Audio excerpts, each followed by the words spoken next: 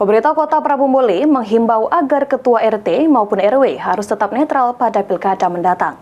Jika ada yang menyalahi aturan, baik RT maupun lurah akan diberikan sanksi tegas. Seluruh Ketua RW maupun Ketua RT di Kota Prabu Muli dihimbau jangan sampai memihak salah satu calon di Pilkada 2024. Meskipun memiliki hak suara, RT dan RW harus tetap menjaga netralitas.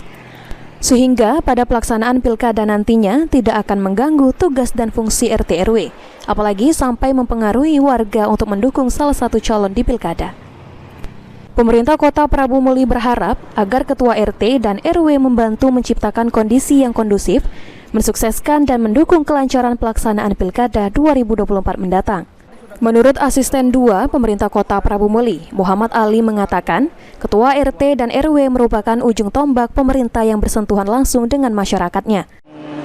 Namanya pemerintah itu kan bukan cuma di level atas ya, tapi di level apalagi RT RW itu kan bersentuhan langsung dengan masyarakat. Jadi harapan kita mereka juga menjaga kenetralannya, menjaga sikap ya.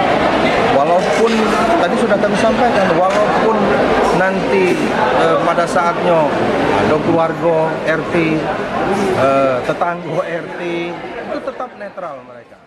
Jika masih Ketua RW maupun RT kedapatan menyalahi aturan, baik RW maupun RT yang nakal akan diberikan sanksi.